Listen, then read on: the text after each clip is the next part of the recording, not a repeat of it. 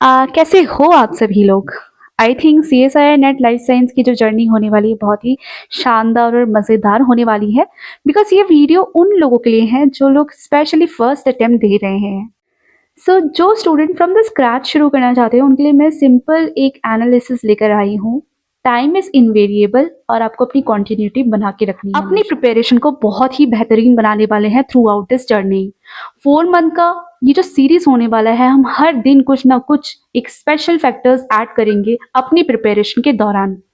मैं यहाँ पर एक सीरीज लेकर आई जहाँ हम अपनी प्रिपरेशन को थोड़ी और इजी बनाने वाले हैं कुछ एडिशनल फैक्टर्स और स्ट्रैटेजीज के साथ में। जो लोग इस अटेम्प्ट को फर्स्ट टाइम दे रहे हैं और जो लोग दे चुके हैं उनको ये थोड़ा सा बिट हार्ड लगने वाला है क्योंकि जो सेकेंड अटेम्प्ट दे चुके हैं उनके कुछ सब्जेक्ट्स हैं वो ऑलरेडी कवर हो चुके हैं। जहां तक मैं समझती हूँ आप लोगों को फ्रॉम द स्क्रैच शुरू करना पड़ेगा और यही 4 मंथ्स है जहाँ पे आपको PYQs प्लस रिविजन प्लस आपको अपने सब्जेक्ट्स कवर करने पड़ेंगे। 4 months left and with PYQs आप किस तरीके से स्टार्ट कर सकते हैं। इस एनालिसिस से मैं आपको बताती हूँ कि विद 14 चैप्टर्स के साथ मिनिमम आप 11 चैप्टर्स को कैसे प्रिपेयर कर सकते हो। काफी न्यू एस्पिरेंट्स है जो ये सोच रहे होंगे कि इन 4 मंथ में क्या हो जाएगा। अगर आप हर एक महीने को स्ट्रैटेजिकली 3 चैप्टर्स भी लेकर चलते हो ना तो आपके 4 महीने में विद PYQ सीरीज के साथ में आप बहुत कुछ कंप्लीट कर सकते हो। स्पेशली फॉर दोस्त वो सेक्शन इनके लिए हैं जिनका ये सेकंड और थर्ड अटेम्प्ट होने वाला है। आप लोग ऑलरेडी बहुत सारे सब्जेक्ट कवर कर चुके होंगे। सो आप किसी भी चैप्टर को टारगेट कर रहे हो ना, जैसे मान लो आपके 12 या 13 सब्जेक्ट्स हैं उनमें थोड़ी थोड़ी क्लैरिटीज है पर सबके थोड़े थोड़े अधूरे पोर्शन रह गए हैं, तो आप क्या कर सकते हो PYQ के थ्रू उसको कंप्लीट कर सकते हो। क्वेश्चंस किस तरीके के आ रहे हैं और कौन से क्वेश्चंस को कैसे टैकल करना होगा विद प्रैक्टिस। PYQ करना तो बहुत ही ज़्यादा इंपॉर्टेंट है। अगर आप कोई भी चैप्टर्स उठा रहे हो, अगर उससे रिलेटेड आपने PYQs नहीं किए तो आपको वो टैक्टिक्स नहीं पता चलेगी, आपको वो स्ट्रैटेजीज भी नहीं पता चलेगी किस तरीके से प्रॉब्लम्स को सॉल्व की जाती है। मैंने यहाँ पे मेंशन किया हुआ है कि आपको किस तरीके से एनालिसिस करनी है। फर्स्ट ऑफ ऑल हर एक महीने में 3 चैप्टर्स आप प्रिपेयर करोगे, ठीक है, जहाँ पे आपका पहला चैप्टर रहेगा सेलुलर बायोलॉजी। सेलुलर बायोलॉजी में 3 मेन पार्ट्स आते हैं जिसको बोलते हैं cellular organisation, structures and function of biomolecules and third one is fundamental process. उसके साथ में आपको एप्टीट्यूड लेकर चलना है 2 आवर्स का, जिसमें एप्टीट्यूड आपका मैं लिस्ट यहाँ पे मेंशन कर रही हूँ वो आपको प्रिपेयर करनी होगी। जो आपको पहले उठाना है वो आप अपनी मनमर्जी से उठा सकते हैं because we have 4 month and हर एक महीने में आपको जो चैप्टर्स है उसी के अकॉर्डिंगली अगर आप जो ईजी लगे एप्टीट्यूड आपको वो उठाओ, ठीक है, और उसको उस महीने में कंप्लीट करो। जहाँ 2 घंटे आप एप्टीट्यूड को दे रहे हो उसके दौरान अगर आप 6 से 7 घंटा आप अपने थियोरेटिकल पार्ट को देंगे जिसको आप रेडी करना चाहते हैं जिस चैप्टर को, वो इजीली आपके 1 महीने में सब कुछ PYQ के साथ में रेडी हो। वीडियो में हम यही डिस्कशन करने वाले हैं सेलुलर बायोलॉजी के कौन कौन से मेन टॉपिक हैं आपको वो रिवाइज करने होंगे।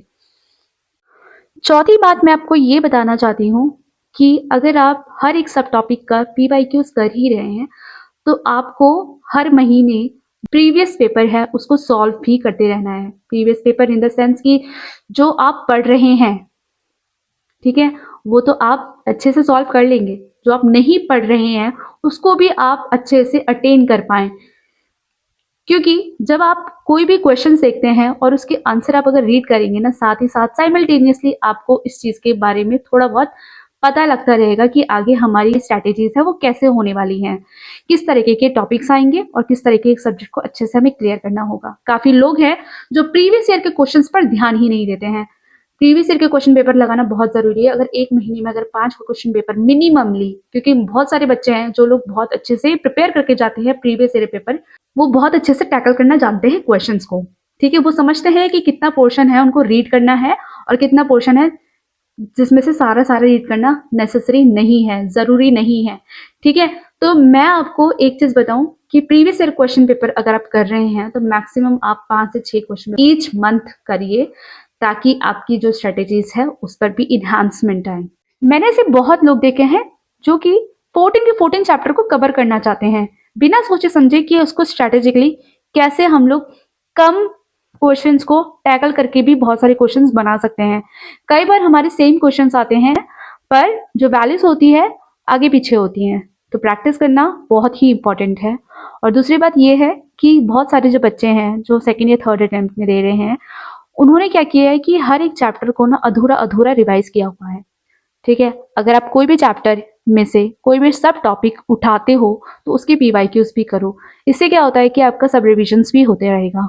काफ़ी जो बच्चे हैं सेलुलर बायोलॉजी को तो बहुत कुछ पीछे छोड़ देते हैं, उनको लगता है कि ये इम्पॉर्टेंट ही नहीं है। तो मैं आपको बता दूं कि जो कुछ मेन चैप्टर्स हैं जिनको आपको पूरे पूरे करने होंगे, जैसे कि है हमारा structure and function of biomolecules, cell communication, cell signalling, physiology जिसमें प्लांट और एनिमल, और इनहेरिटेंस बायोलॉजी। ये 5 चैप्टर्स हैं जिनको आपको करना ही करना है। एडवांस इन बायोटेक्नोलॉजी और मेथड्स इन बायोलॉजी को आपको कैसे लेकर चलना है। नेक्स्ट वीडियो में हम ये बात करेंगे कि सेलुलर बायोलॉजी के साथ में आप किस तरीके के टॉपिक्स उठा सकते हैं। अब बात आती है bio informatics and computational biology की, जिसमें से आपको कुछ कुछ ही पार्ट बहुत अच्छे से रिवाइज करने होते हैं, सब कुछ आपको नहीं रटना होता है। कि अगर आप कंप्यूटेशनल में जाएंगे तो वहाँ पे इन डेप्थ आपसे नहीं पूछा, को एज अ थियोरिटिकल रिवाइज कर सकते हैं, बट कंप्यूटेशनल में आपको ज़्यादा प्रॉब्लम सॉल्विंग्स नहीं आते हैं। फिर आपका आता है मेथड्स इन बायोलॉजी, जिनमें आपका बायो एनालिटिकल पार्ट रहेगा, जैसे कि आपसे मॉलिक्यूलर बायोलॉजी के क्वेश्चंस पूछ लिए जाएंगे, एलाइजा, एसटीएस, इलेक्ट्रोफोरेसिस, ये सब के जो क्वेश्चंस है वो ज़रूर आते हैं। और मैं आपको यही एक सलाह दूंगी कि आप हर महीने में एक पूरा पेपर लगाइए। अभी बहुत अच्छे से कंटिन्यूटी बना के चल रहे हैं, उनके लिए सबसे बेस्ट और सबसे अच्छा यही तरीका है कि आप इस मेथडोलॉजीज को अच्छे से स्ट्रैटेजिकली कंप्लीट करें, ताकि आपकी at the end of the month इस फरवरी में आपका बहुत कुछ क्लियर हो जाए। ठीक है, पहले तो कॉन्सेप्ट जिसके बारे में आप पढ़ रहे हो, जैसे कि सेलुलर बायोलॉजी, दूसरा PYQs related to cellular biology, तीसरा पीवाईक्यूज प्रीवियस ईयर पेपर, और चौथा जो कि एप्टीट्यूड है। तो ये क्वेश्चंस आपके माइंड में आते रहेंगे, जब तक आप पढ़ते रहोगे आपके क्वेश्चंस आते रहेंगे। तो हम नेक्स्ट वीडियो में और कल की वीडियो में मिलते हैं, जहां पर हम डिस्कस करेंगे सेलुलर बायोलॉजी स्पेशली और उनके पीवाईक्यू रिलेटेड सब टॉपिक्स के बारे में। थैंक यू फॉर वॉचिंग, और मेरी इस वीडियो को पसंद करने के लिए थैंक यू सो मच। और हम लोग इस 4 महीने की सीरीज में आपसे जुड़े रहेंगे। तब तक के लिए बाय बाय।